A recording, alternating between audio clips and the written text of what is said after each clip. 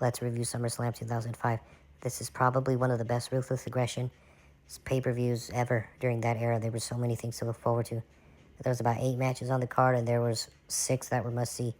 The match of the night had to be Rey Mysterio and Eddie Guerrero stealing the match for custody of Dominic, which we knew. You know, he was a young boy at the time. He was about 8 or 9 years old. That storyline was crazy. Rey and Eddie feuded that whole year from like January to October. They were just killing each other in ladder matches, in steel cage matches, in street fights. Eddie Guerrero ripping Rey's mask at Judgment Day 2005. Totally crazy. That was the match of the night. Not the most iconic, but it was the best one. Then we had John Cena and Chris Jericho. John Cena being drafted from SmackDown to Raw a few weeks before that, and Chris Jericho was his first feud to, prove that John Cena was the top guy, and obviously from 2005 and on, he was the top guy for, 10 years or whatever it was. So that was John Cena's first real title defense. And I think Chris Jericho gets fired probably not even a month after this. So when he gets, quote unquote fired.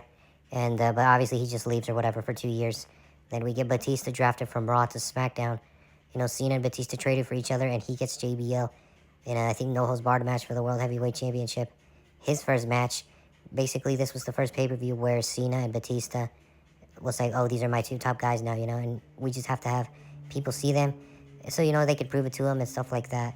So yeah, it was the start basically of the John Cena and Batista era in WWE.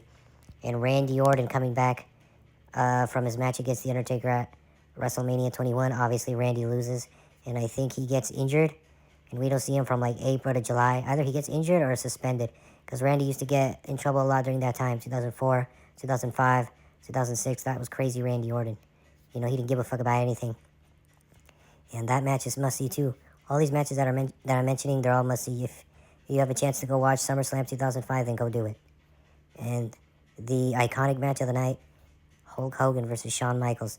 2 legends. Hogan, obviously the biggest star in wrestling at this point.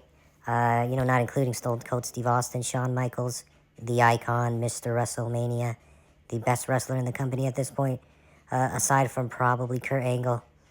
And they have a pretty good match too, but Shawn Michaels, being the asshole he used to be in the 80s and 90s, a little bit of that asshole comes out in this match, and he essentially ruins it for Hogan, and he's selling like a motherfucker. He's jumping around like a video game. Hogan kicks the shit out of him, and just essentially ruins the match, because this was one of Hogan's last matches. It was this one, and then he did a few 6-man tags in 2005, and then I think a few more in 2006, and then his WWE career officially ends the year after at SummerSlam 2006 against Randy Orton.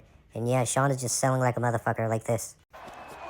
He's just selling right here. Hogan obviously already bleeding. He probably got a big-ass blade job.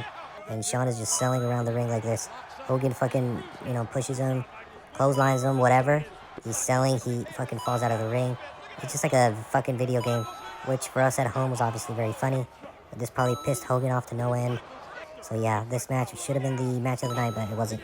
It was just the most popular one. And the match that I thought was the coolest at the time when I was watching it, and now watching back at it, it wasn't really a match. It was more like a fight. It was supposed to be Edge with Lita against Matt Hardy in I think probably a street fight or whatever. And Edge just beats the shit out of Matt Hardy, and then Matt Hardy, does a pretty good blade job on himself, and he's just bleeding like a fucking pig, like bleeding like a motherfucker, like almost like how Eddie Guerrero was against JBL in their match in 2004. Like he cut a fucking artery. Like, let me show a picture. Yeah, that's Matt Hardy during the match, and he can't even stand. He's like, after he does the blade job, he's just down, and he's bleeding and bleeding and bleeding. And the referee, I guess, sees that it's so bad, he stops the match. And I don't know if that was planned or not, but they should have wrestled a little bit more. But yeah, that blade job Matt Hardy was doing worked like a motherfucker. It gave Eddie Guerrero's blade job he had a run for his money. Yeah, I love this pay-per-view. One of the best pay-per-views during the Ruthless Aggression era. So many stars that night. Batista, JBL, Chris Jericho, John Cena, Randy Orton, Undertaker, Eddie Guerrero, Rey Mysterio, Shawn Michaels, Hulk Hogan, Matt Hardy, and Edge. That's like 15 guys that are future Hall of Famers and already in the Hall of Fame. Just a badass pay-per-view. SummerSlam 2005 during the Ruthless Aggression era. Oh yeah, another thing. Person that starts the match is, for the U.S. title, it's Orlando Jordan versus, I don't even want to say his name, but I'll say his nickname, the Rabid Wolverine. The Wolverine guy beats him in like 60 seconds, and it's just this quick thing, and he takes the U.S. title from Orlando Jordan. So SummerSlam 2005, if you haven't seen it, go watch it. This is actually a pay-per-view you can sit through, not like the shit we get through these days.